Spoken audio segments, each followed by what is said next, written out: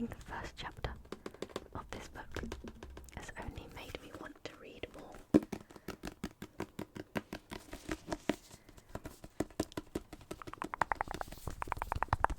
So, let's get into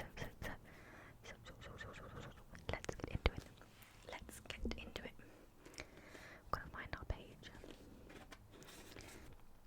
And I might do where I every single page, because we know that the sound of turning pages is so tingly. Might move the mic a little bit as well so I don't bump it.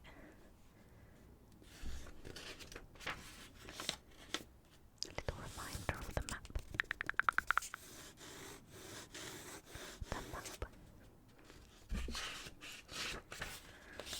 I realised that I made such a challenge for myself when I decided to choose a fantasy book for this series, because there are so many hard words, like all of these fantasy words. I'm having to like pause and cut out all of the time. Okay. Chapter 2.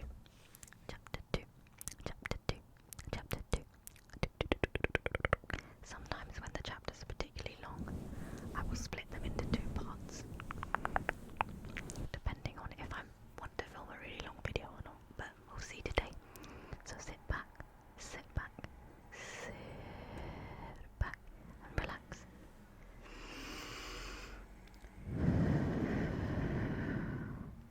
And another breath.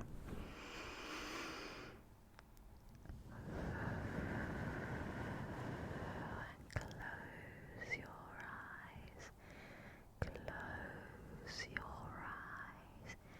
Close your eyes. Your Highness, said the captain of the guard.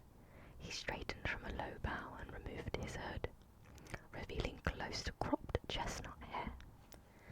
The hood had definitely been meant to intimidate her into submission during their walk, as if that sort of trick could work on her. Despite her irritation, she blinked at the sight of his face. He was so young. Captain Westfall was not excessively handsome, but she couldn't help finding the ruggedness of his face and the clarity of his golden brown eyes rather appealing. She cocked her head, now keenly aware of her wretched dirtiness. "There is she," the Crown Prince of Arden asked, and Selina's head whipped around as the captain nodded. Both of them stared at her, waiting for her to bow, but she remained upright. Charles shifted on his feet, and the prince glanced at his captain before lifting his chin a bit higher. Bow to him indeed. If she were bound for the gallows, she would most certainly not spend the most of her life in grovelling submission. Thundering steps issued from behind her, and someone grabbed her by the neck. Selina only glimpsed her crimson cheeks and a sandy moustache before being thrown to the icy marble floor. Pain slammed through her face, light splintering her vision. Her arms ached as her bound hands kept her joints from properly aligning. Though she tried to stop them, tears of pain welled.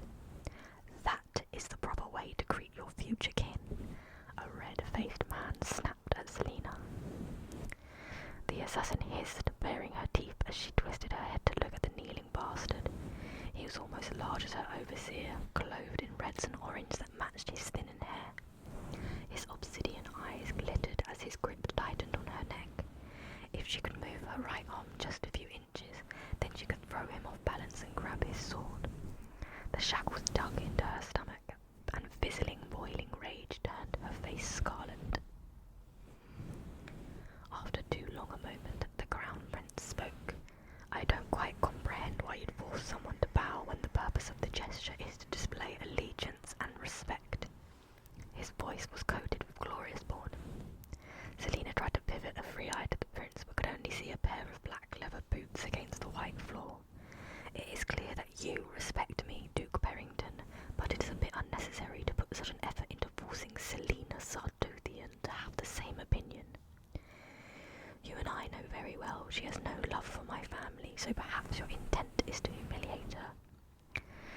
He paused. She could have sworn his eyes fell on her face. "But I think she's had enough of that." He stopped for another moment, then asked, "Don't you have a meeting with Endervere's treasurer?" I wouldn't want you to be late, especially when you came all this way to meet him. Understanding the dismissal, her tormentor grunted and released her. Selina peeled her cheek from the marble but lay on the floor until he stood and left. If she managed to escape, perhaps she'd hunt down the Duke Berrington fellow and return the warmth of his greeting. As she rose, she frowned at the imprint of grit she left behind on the otherwise spotless floor, and at the clank of her shackles echoing through the silent room. But she'd been trained to be an assassin since the age of 8, since the day the king of the assassins found her half dead on the banks of a frozen river and brought her to his keep. She wouldn't be humiliated by anything, least of all being dirty. Gathering her pride, she tossed her long braid behind her shoulder and lifted her head. Her eyes met those of the prince. Dorian Havillard smiled at her. It was a polished smile and reeked of court-trained charm. Sprawled across the throne, he had his chin propped up by a hand, his golden crown glinting in the soft light. On his back doublet, an emblazoned gold rendering of the royal wyvern occupied the entirety of the chest. His cloak fell gracefully around him and his throne. Yet there was something in his eyes, blue, the colour of the waters of the southern countries, and the way they contrasted with his raven black hair that made her pause. He was achingly handsome and couldn't have been older than 20. Princes are not supposed to be handsome. They're snivelling, stupid, repulsive creatures. How unfair of him to be royal and beautiful. She shifted on her feet as he frowned, surveying her in turn. I thought I asked you to clean her, he said to Captain Westfall, who stepped forward. She had forgotten there was anyone else in the room. She looked at her rags and stained skin, and she couldn't suppress a twinge of shame. What a miserable state for a girl of former beauty. At a passing glance, one might think her eyes blue or grey, perhaps even green, depending on the colour of her clothing. Up close, though, these warring hues were offset by a brilliant ring of gold around her pupils. But it was her golden hair that caught the attention of most, hair that still maintained a glimmer of its glory. In short, Selina Sardothian was blessed with a handful of attractive features that compensated for the majority of average ones, and by early adolescence she discovered that with the help of cosmetics, these average features could easily match their extraordinary assets. But now, standing before Dorian Havillard, as little more than a gutter rat, her face warmed as Captain Westfall spoke. I didn't want to keep you waiting. The Crown Prince shook his head when Chow reached for her. Don't bother with the bath just yet, I can see her potential. The Prince straightened, keeping his attention on Selina. I don't believe that we've ever had the pleasure of an introduction, but as you probably know, I'm Dorian Havillard, Crown Prince of Adarlan. Perhaps now Crown Prince of most of Aurelia. She ignored the surge and crash of bitter emotion that awoke with the name. And you are Selina Sardothian, Adarlan's greatest assassin, perhaps the greatest assassin of all of Aurelia. He studied her tense body before he raised his dark, well-groomed brows. You seem a little young. He rested his elbows on his thighs. I've heard some rather fascinating stories about you. How did you find Endervere after living in such excess in Rifthold? Arrogant arse. I couldn't be happier. She crooned, her jagged nails cut into her palms. After a year, you seem to be more or less alive. I wonder how that's possible when the average life expectancy in these mines is a month. Quite a mystery, I'm sure. She patted her eyelashes and readjusted her shackles as if they were lace gloves.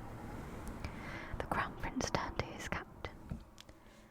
She has somewhat of a tongue, doesn't she? And she doesn't sound like a member of the rabble.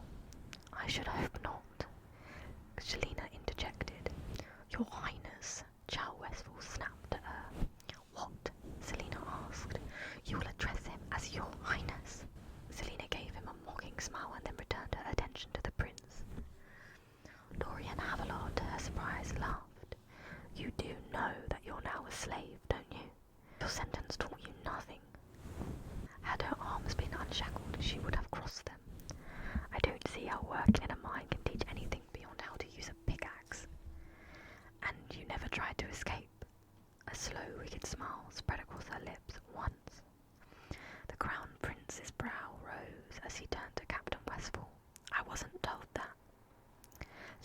glanced over her shoulder at Chow, who gave his prince an apologetic look.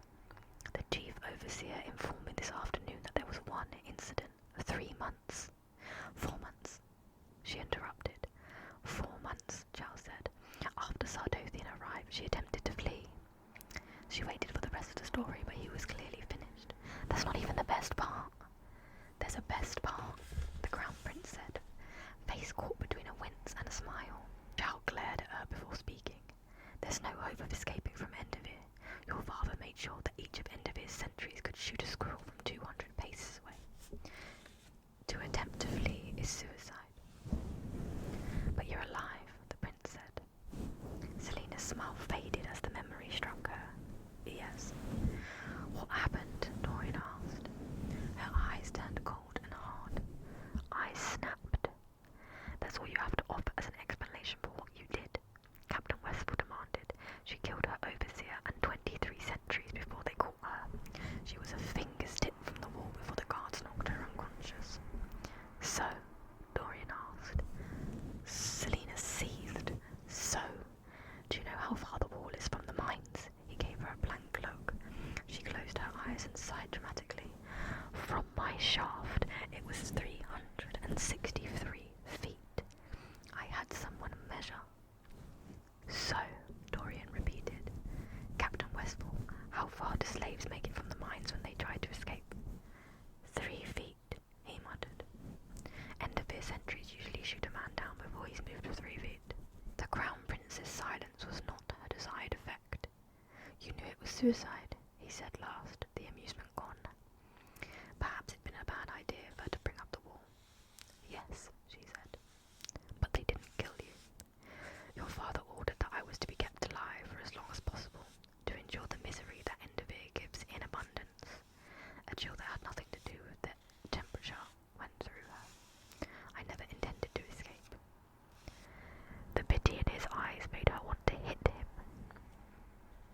Do you bear many scars? Asked the prince. She shrugged and he smiled, forcing the mood to lift as he stepped from the dais. Turn around and let me view your back.